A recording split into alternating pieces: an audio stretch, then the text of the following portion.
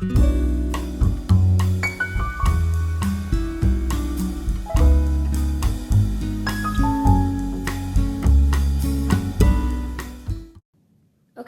so we're going to do some stuff with the pendulum now. So, okay, a pendulum is a divination tool. It helps spirit tell you yes and no questions. So you have to ask a yes or no question. Why they just don't answer it. So I have a video on my website under Shop Pendulums. You can see a video on how to use a pendulum. You can also see the different variety of pendulums that I have. And when somebody first starts with a pendulum, I say, okay, ask your guides and angels to show me yes. For me, yes is counterclockwise. For you, it might be different. Okay? Now, you can ask your guides and angels to show you no. For me, no is a back and forth, like you're shaking your head. Now, guides and angels show me maybe. For me, maybe is a yes, is an up and down, like you're nodding your head. Means they're not going to tell you yes, and they're not going to tell you no. Is it okay if I ask a couple questions about my own query? Okay. If that's okay with you. Yeah, I'm cool, you're cool. Yes, okay, so I'm wondering about, so, as you know, we've had some people coming, staying at the house and then, going through some tough times. And so I'm wondering, and my mom got back from, some heavy energy, and I'm like, did that bring more, or like, are we still cleared, basically? Okay.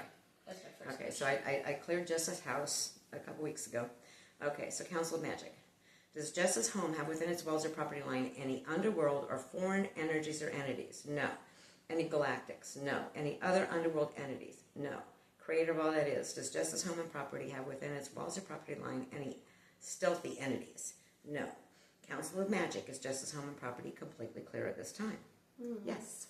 And has that been altering, since the clearing, has that been altering my energy at all? I would imagine so. Okay. It's kind of like if you're sitting in a latrine and you're smelling poo versus if you're sitting in a cafe and you're smelling coffee. Each has its variation on your energy field.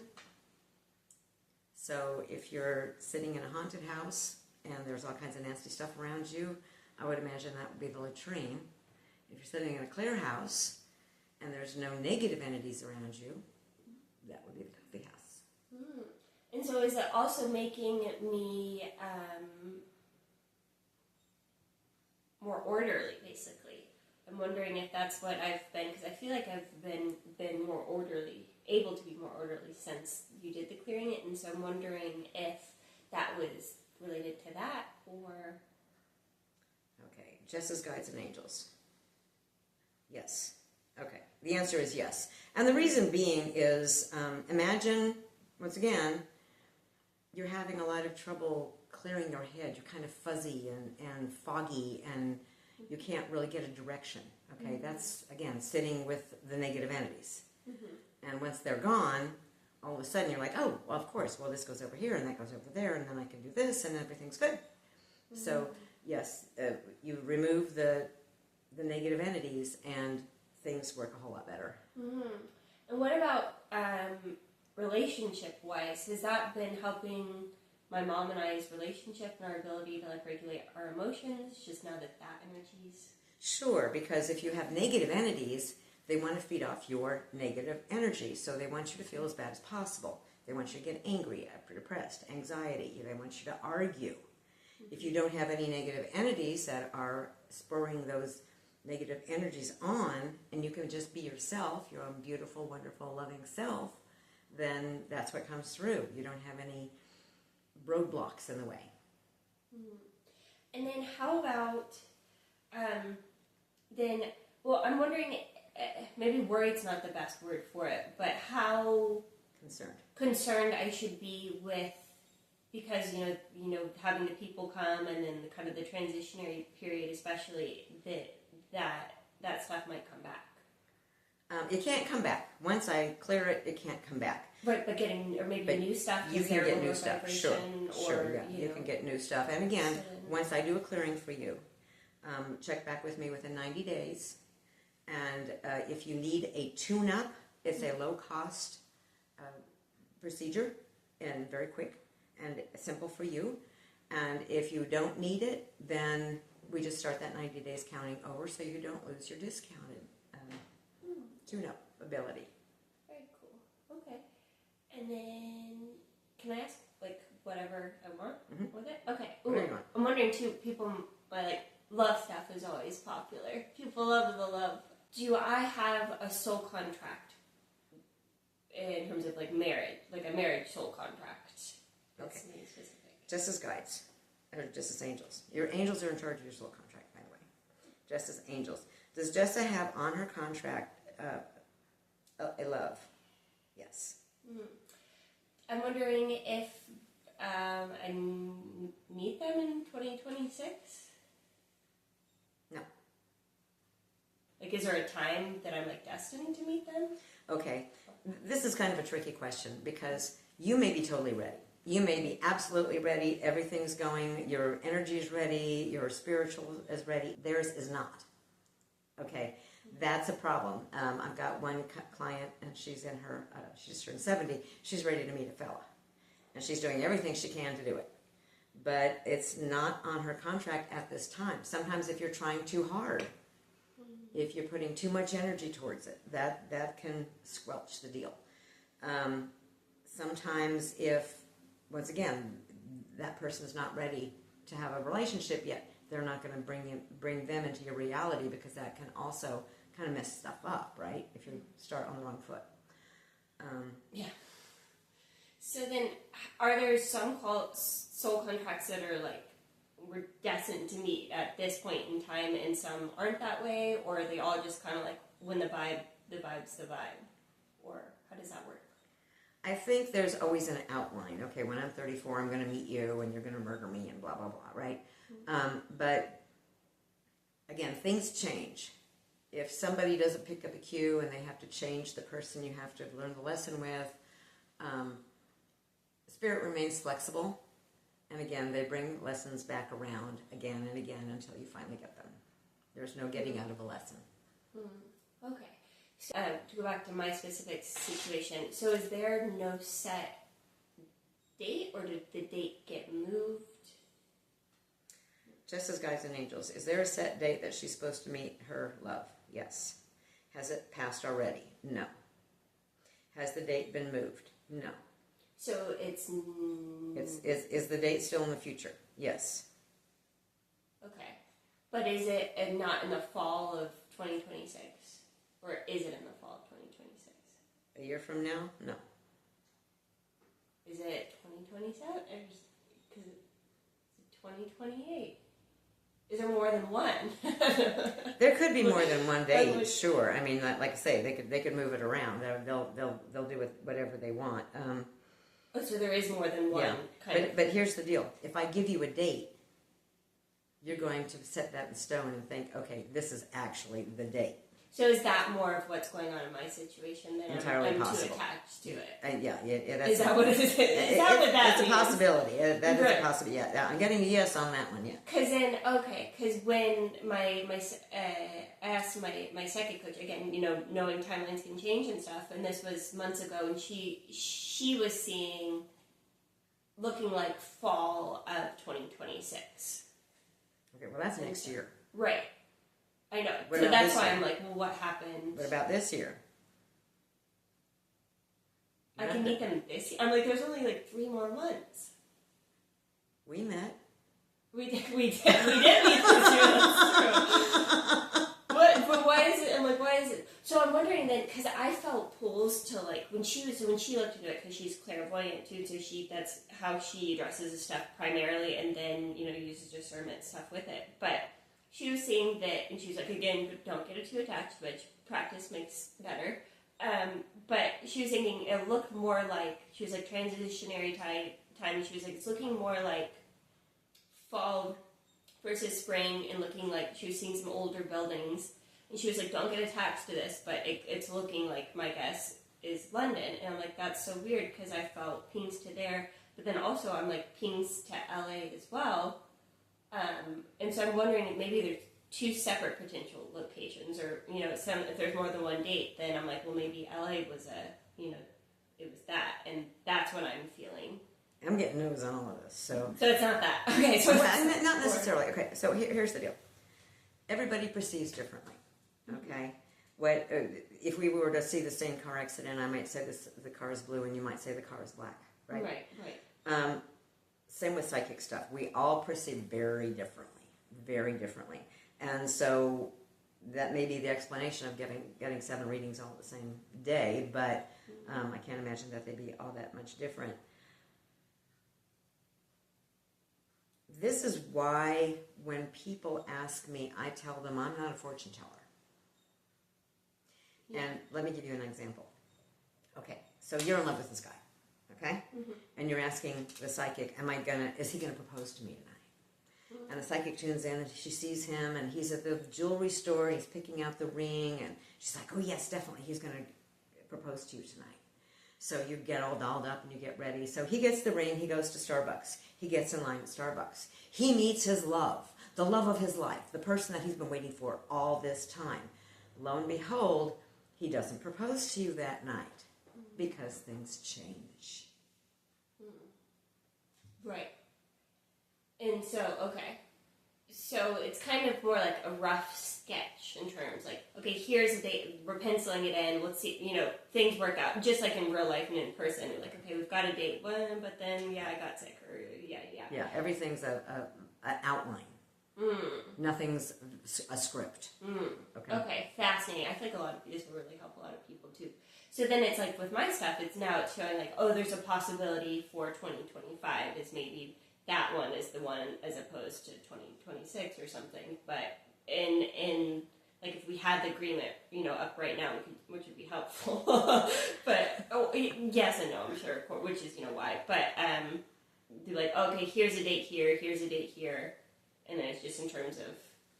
So there's like multiple set potentials. Or maybe you're supposed to meet somebody to bide your time with until the right one comes along. And there are lessons to be learned in the meantime. Maybe you have to get through certain lessons with this other person before you can hook up with the right person. That's a good. I wonder, could we see if that's a part of things? Okay, just as guides and angels. Is just as supposed to bide her time with somebody else before she meets Mr. Right. Nope. Okay, well, it's not that one. That's good. I was like, But it could happen. Yeah, it could though. Disclaimer. Which, no, it makes a lot of sense, too. And I was like, that's perfect. Because for me, I'm like, I feel like there's nothing, like, I'm good, doing my stuff, going my own route. When it happens, but I don't feel that ping to that. And so it's just good to, like, okay, cool, good. It's the pendulum stuff. And I'm trying to think about more stuff that people might also like. Or do you have anything that you'd want to talk about with the pendulum in particular? Okay, when I use my pendulum, I ask, is it my best and highest good at this time? Very important, okay? For example, hey, pendulum, hey, guides and angels, am I going to find a job? Oh my, look at that. That's a great big yes, isn't it? That's a huge yes. Well, I'm old. How many jobs have I had? A lot, right? Okay? Am I going to find a different job? No, I'm doing the job I'm supposed to be doing. I'm the psychic, I'm the entity doctor. So it's very important the way you ask a question, because you want to use at this time, and you don't want to leave it wide open, like, am I going to find a job? I found a job when I was 16 years old, right? I found a job when I was 50. I found a job when I was 49.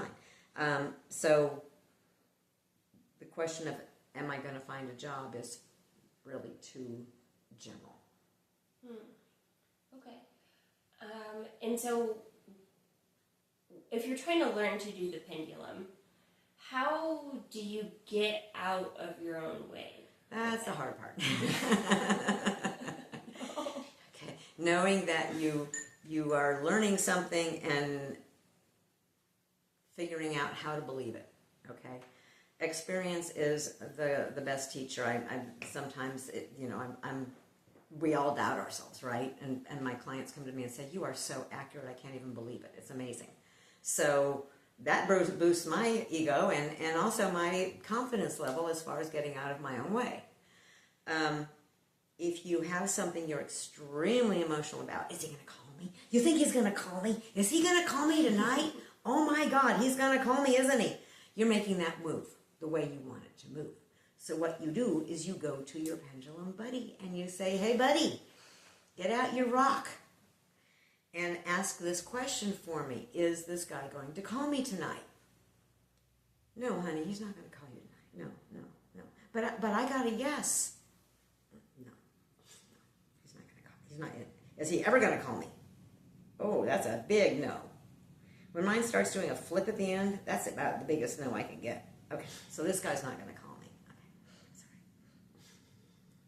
sorry. All right. Okay, so do you have any tips or tricks for when you're starting out in terms of things that might be maybe easier or better to ask, or topics?